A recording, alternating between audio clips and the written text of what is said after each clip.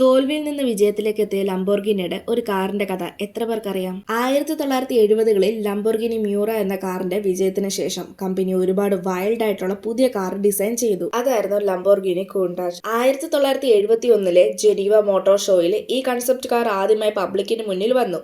അതിന്റെ രൂപം കണ്ട എല്ലാവർക്കും വളരെയധികം ഇഷ്ടപ്പെടുകയും ചെയ്തു. വളരെ ഫ്യൂച്ചറിസ്റ്റിക്കും സിസർ ഡോർസും മൂർച്ചയുള്ള എഡ്ജസും പിറകിലെ വലിയ എഞ്ചിൻ ഇതെല്ലാം തന്നെ അതിനെ വ്യത്യസ്തമാക്കുകയും ചെയ്തു. പിന്നീട് ലംബോർഗിനി ഈ കൺസെപ്റ്റ് കാർ ഒരു പ്രൊഡക്ഷൻ മോഡലാക്കി മാറ്റാൻ തീരുമാനിച്ചു. എന്നാൽ പ്രശ്നങ്ങൾ ഇവിടെയാണ് തുടങ്ങിയത്. അതിലൊന്നായിരുന്നു കൂളിംഗ് പ്രശ്നങ്ങൾ. ഇത് സോൾവ് ചെയ്യാൻ പറ്റാത്തതുകൊണ്ട് തന്നെ പല കാര്യങ്ങൾ നിയമപരമായി വണ്ടിയിൽ മാറ്റേണ്ടതായിട്ട് വന്നിട്ടുണ്ട്. മാത്രമല്ല റിയർ വ്യൂ മിറർ പോലും ശരിയായ ഫംഗ്ഷൻ ചെയ്യാത്തതുകൊണ്ട് കാറിന്റെ പിറകിൽ നടക്കുന്നത് എന്താണെന്ന് ഡ്രൈവറിന് അറിയാൻ ബുദ്ധിമുട്ടുണ്ടായിരുന്നു. അതിനാൽ അവർ മുൻവശത്തെ ഗ്ലാസിൽ വ്യത്യസ്തതയാക്കി ഒടുവിൽ ഒരു പെരിസ്കോപ്പ് പോലെയുള്ള ഡിസൈൻ വരെ പരീക്ഷിച്ചു. എന്നാൽ പ്രൊഡക്ഷനിലേക്ക് എത്തുന്ന സമയത്ത് American safety rules, European regulations, heat issues കാരണം ഒരുപാട് തവണ ഓൾമോസ്റ്റ് ക്യാൻസൽഡ് ആകാൻ വരെ തയ്യാറായി. പല നിയമങ്ങളും പാലിക്കാൻ സാധിക്കാത്തതുകൊണ്ട് പല എഞ്ചിനീയേഴ്സും പറഞ്ഞത് ഇത് ഇല്ലീഗൽ ആകാൻ സാധ്യതയുണ്ടെന്നാണ്. എങ്കിലും ലംബോർഗിനി വിട്ടുകൊടുക്കാൻ തയ്യാറായില്ല. അങ്ങനെ 1974 ആദ്യമായി പ്രൊഡക്ഷനിലേക്ക് എത്തി. അങ്ങനെ അതൊരു സാങ്കേതിക അത്ഭുതമായി മാറുകയും ചെയ്തു. നിങ്ങൾക്ക് ലംബോർഗിനി കാറുകളിൽ